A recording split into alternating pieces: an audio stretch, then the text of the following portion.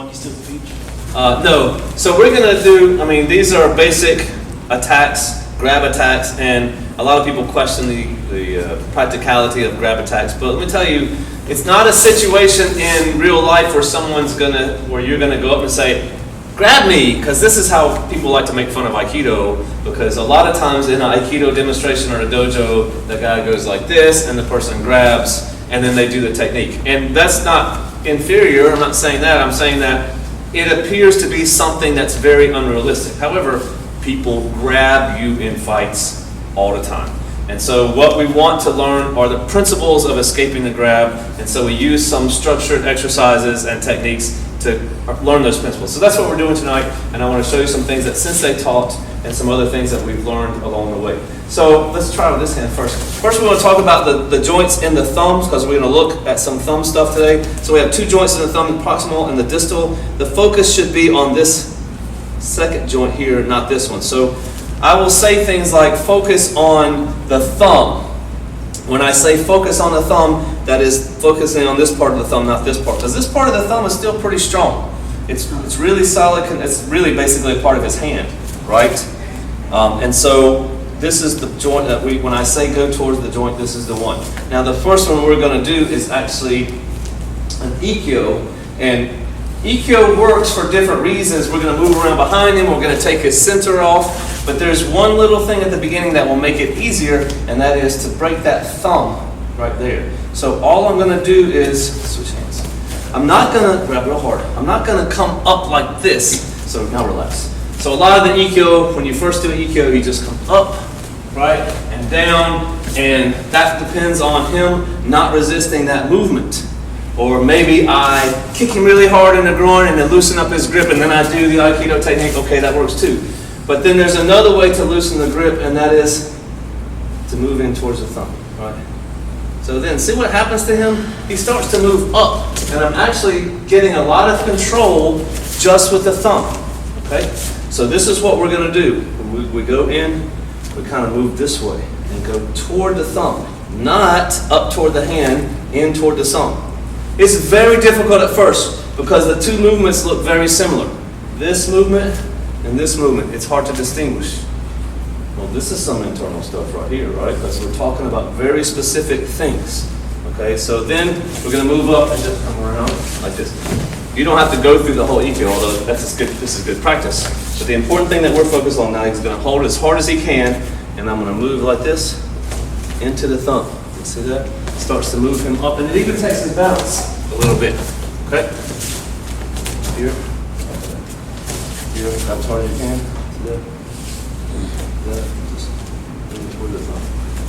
And you can play with it a little bit. See different positions where you can put pressure on it. I knew you were about to do it too. Oh, is that? That's Sensei's favorite. He goes, just cuts and people go, ah! And it's Yeah. So, yes, and we're talking about Sensei. This is something that Sensei taught years ago. I did a whole class on this, and it was really elucidating for me, and I've thought about it for all those years since. And he did all this stuff on the thumb, and look at the control. And this is just my thumb. I'm not even doing a technique. I'm just demonstrating how to control the thumb. Now, if I start to throw the technique in there and everything else, then you see how it's going to aid with breaking it. Questions? So are you rotating to get the edge against the thumb? It's moving forward. Everything's moving forward. So yeah, you are. I am saying a little bit of that edge. Yep. Yeah, height. Okay, let's try. Two hands. So now we have a situation where we have thumb on one side, thumb on the other side, right? But if we're going against the thumb, how are we going to handle this? Well, if I move in like this, so first thing I'm going to do is change the angle, right? Then I'm going to move in against that thumb. So when I change the angle here, breaks this grip. Then when I focus on the thumb here, I can continue through. And it should be the same thing that you did before when it comes to this hand. So if he lets go of this hand, this will be exactly the same. So when he puts this hand in and he adds the second part to the grip, I have to figure out how to change that to my advantage so that I can work against the thumb. So all we're doing, very similar to what we're doing, we're just moving in and turning and moving towards that thumb. Going in. Same, we'll do ikkyo again. Okay? So now we have two hands. Here. Switch top and bottom. So if he changes, then it becomes a little bit different, right? And so if he were to change, I wouldn't do ikkyo, I would do, that's a phonikyo. Yes, it is. Phonikyo. I just invented a new Japanese word today. So let's do this for the ikkyo, and if you want to try the other grip and just see what happens, you can see the Nikyo just, it looks like screams Nikyo to me. So you might, if you want to try that, you can. If you just want to stick to the Ikkyo, then it should be the same grab we had before, cross arm, and then the second hand comes on top, right? If you switch it, it's a different technique. So this is the basic one. Up to you if you want to do this, both of them or just one of them. But if you just do one, it's just Ikkyo, just like we did before. You just have to get in, grab really hard. You just have to move in against his thumbs and break that grip, okay? We're not talking about a lot of stuff, right? We're not talking about atemi and pulling him off balance and stuff like that. All those things still apply. We're focusing specifically on the grip part so that you can get a feel for that without worrying about the other stuff. But obviously, I'm going to be doing Ikkyo, I'm going to be taking him off balance, I'm going to do all those things in addition to the grip breaking stuff. So don't forget about those things. We're just not focusing on those stuff. Okay, try that. Okay, now we're going to do one that is not taking advantage of the thumb, but just taking advantage of the position of the hand. So when we go, we're going to do Nikyo, right? And so a lot of times when people do Nikyo, they do the same kind of thing. Now you can do Nikyo just like we did against the thumb in that way. And if you want to practice this a few times, it's fine, but it's exactly the way we did it before. However, once you get to the Nikyo part, if you're still on that thumb, it's going to be pretty painful. Right here, if I'm moving in and I apply the Nikyo and he's not able to get the thumb out of the way, that's going to add some pain there. So feel free to play with that one as much as you want. But for this one, we're going to do kind of a slip, right?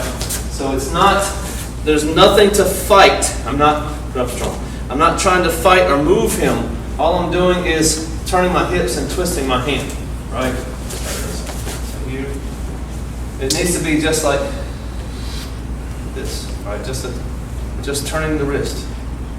Oh yeah, we're also moving against this index finger here. Which is the reason why it hurts. Because it slips and makes it worse. Okay, so then if I lock that finger down, right, and apply my Nikyo, we want to grab really hard, and I want you to just kind of slip around. I don't want you to try to use you shouldn't have to use any force doing this because you're just turning. And then there's some hips that go along with it. So we just want to slip it. And then from here, if you want to apply the Nikyo, you already have position on the index finger here. And now we can stretch that finger down. Let me show you from the other side. Here, got the index finger with the trap, and the Nikyo just comes like that. And we don't have to get as deep as we sometimes do, right? As long as we have that finger locked in. I know. Got it? So it's this finger that stretches out, right? And so when I do this, boom, I just lock onto that index finger and then apply my. But the thing we're really focusing on is releasing that grab. So what you don't want to do is this, slip, okay? Not here where I'm fighting, but just turning, and then go into this. Okay? Try. So two-hand grab.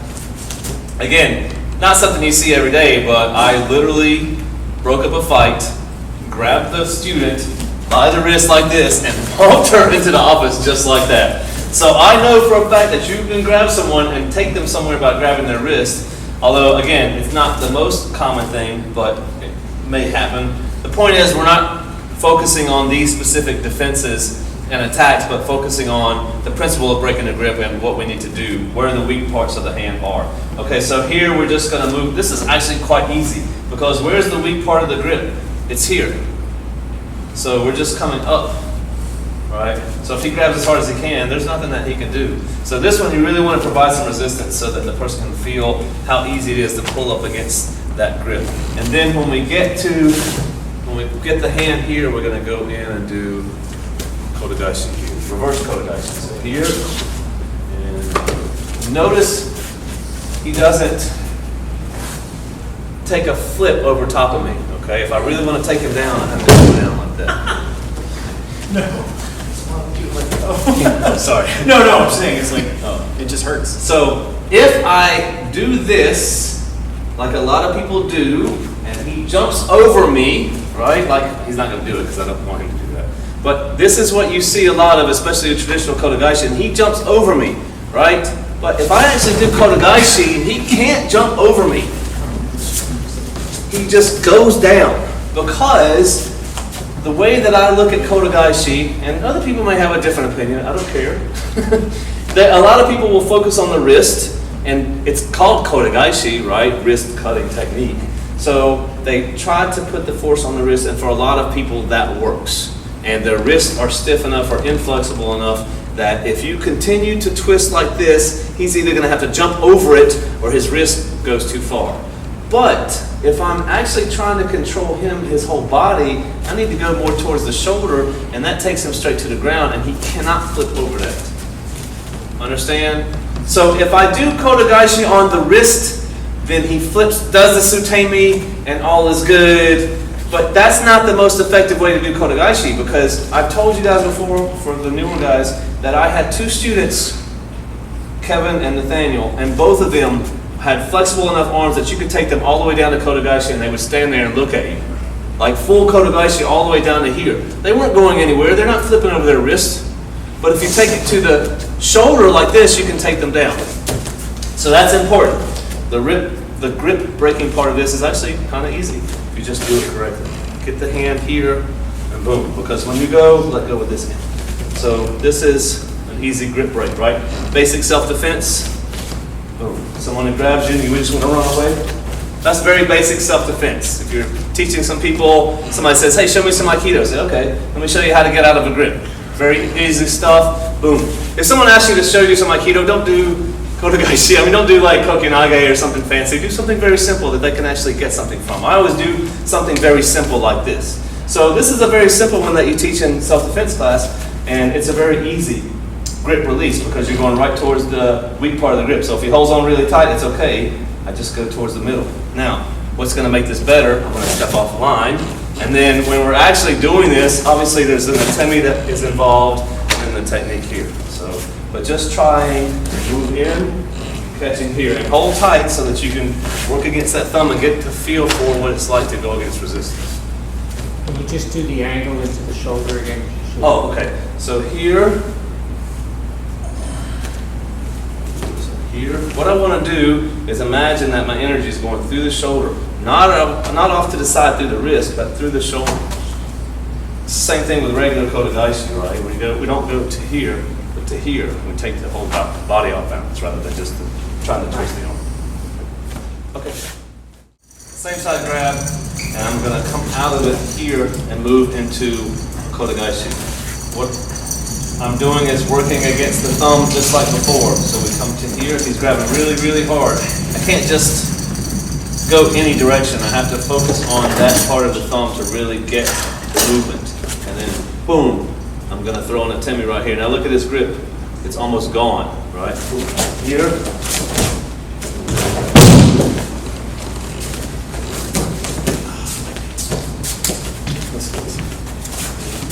Boom, right? So what is this movement? Middle block. All right, shoot on, okay, cut. Right? So we come in here.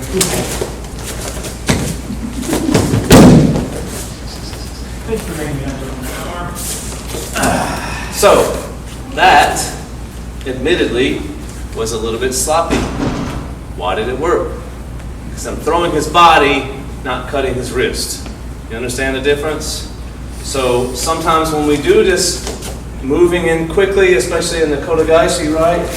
We end up getting not necessarily the Kodogaeshi, but I'm still moving in the right direction and taking his body off balance and moving into the shoulder. So look, no Kodogaeshi at all, but if I keep going in the right direction, same kind of thing. So this is nice because if your focus is on the wrist part and you don't catch that wrist, you got nothing.